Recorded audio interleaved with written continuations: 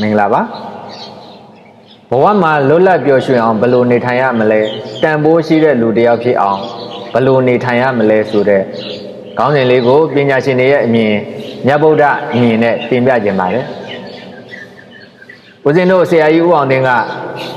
လောကမှာကောက်ကျစ်တဲ့သူတွေကိုပဲလူမုန်းများမယ်လို့ထင်ခဲ့တာဒါပေမဲ့တကယ်တမ်းကျတော့ရိုးသားလုံးတဲ့သူတွေကိုပါလူအများစုကမလိုလားကြကြပါဘူးလောကမှာပြင်းရတဲ့သူတွေကိုပဲလူတွေမကြိုက်ကြဘူးလို့ထင်ခဲ့တာတကယ်တမ်းကျတော့တကယ်ကြိုးစားနေတဲ့သူတွေကိုပါကြည့်မရပြန်ကြပါဘူးလောကမှာတောင်းရတဲ့သူတွေကိုပဲထင်သေးခံရတယ်လို့ထင်ခဲ့တာအမှန်မှာတော့ခက်မြက်တဲ့သူတွေကိုပါအမြင်ကပ်ကြပြန်ပါတယ်လောကမှာရေချင်းမရှိတဲ့သူတွေကိုပဲ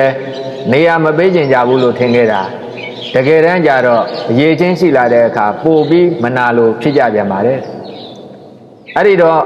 တကယ်လက်တွေ့လောကမှာလူတစ်ယောက်ကကောင်းလားမကောင်းလားဆိုတာကိုသူတို့အလိုဘလောက်အထိလိုက်နိုင်တယ်လဲဆိုတာနဲ့ဆုံးဖြတ်ကြပါတယ်သူတို့အလိုကိုလိုက်နိုင်တဲ့ပုဂ္ဂိုလ်ကကောင်းပြီးသူတို့လိုကိုမလိုက်နိုင်တဲ့ပုဂ္ဂိုလ်ကမကောင်းဘူးဆိုတဲ့စံနှုန်းနဲ့တိုင်းတာလာကြပါတယ်အဲ့ဒီတော့လူတွေပြောတာလောက်တာတွေကိုလိုက်ပြီးခံစားမနေပဲနဲ့ကိုမပြောက်အောင်ပဲဂရုစိုက်ပါတဲ့ဆရာကြီးကလူတွေပြောတာဆိုတာကိုလိုက်ပြီးခံစားနေမယ်ဆိုလို့ချင်းသင်ကဘယ်တော့မှလွတ်လပ်ပျော်ရွှင်တဲ့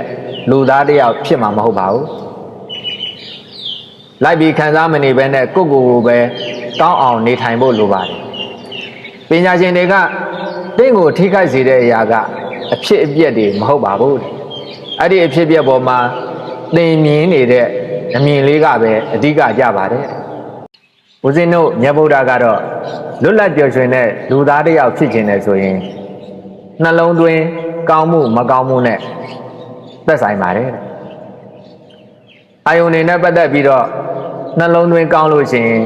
လွတ်လပ်ပျော်ရွှင်တဲ့လူသားတစ်ယောက်ဖြစ်ပါလိမ့်မယ်နှလုံးသွင်းမကောင်းဘူးဆိုရင်လွတ်လပ်ပျော်ရွှင်တဲ့လူသားတစ်ယောက်ဖြစ်မှာမဟုတ်ပါဘူးဘာကြောင့်လဲဆိုတော့အာယုန်တွေနဲ့တွေ့ကြုံလာတဲ့အခါမှာအဲ့ဒီအာယုန်တွေပေါ်မှာလောဘနဲ့ညှိတွယ်မှုဖြစ်မယ်နှလုံးသွင်းမကောင်းတာပေါ့နော်အဲ့အာယုန်တွေနဲ့ပတ်သက်ပြီးတော့နှလုံးမတရားမှုတွေခံစားနေရတယ်အဲ့ဒါနှလုံးသွင်းမကောင်းလို့ပေါ့နော်အဲ့ဒီလိုနှလုံးသွင်းမကောင်းတဲ့အတွက်ကြောင့်လောဘနဲ့ညှိတွယ်မှုတွေဖြစ်တယ်နှလုံးမတရားမှုတွေဖြစ်တယ်ဆိုရင်မင်းဟာပျော်ရွှင်တဲ့လွတ်လပ်တဲ့လူသားတစ်ယောက်ဖြစ်မှာမဟုတ်ပါဘူးတဲ့အဲ့ဒါကြောင့်နှလုံးသွင်းကောင်းဖို့လိုပါတယ်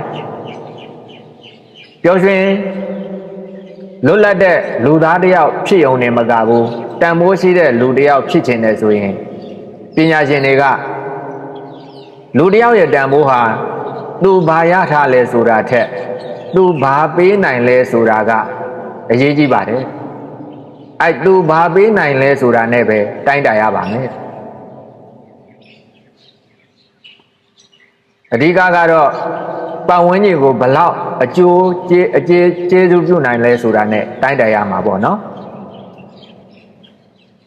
အဲ့ဆိုတော့လွတ်လပ်ပျော်ရွှင်ခြင်းနဲ့ဆိုရင်လိုက်ပြီးခံစားမနေပါနဲ့မိမိကိုယ်ကိုကောင်းအောင်နေလိုက်ပါနှလုံးသွင်းကောင်းအောင်နေလိုက်ပါတန်ဖိုးရှိတဲ့လူတစ်ယောက်ဖြစ်ခြင်းနဲ့ဆိုရင်တော့ပတ်ဝန်းကျင်ကိုကောင်းတာတွေပေးနိုင်အောင်ကြိုးစားပါပတ်ဝန်းကျင်ကိုကောင်းတာတွေပေးနိုင်အောင်ကြိုးစားပြီးတန်ဖိုးရှိတဲ့လူတွေဖြစ်နိုင်ကြပါစေကျမ်းမာချမ်းသာကြပါစေ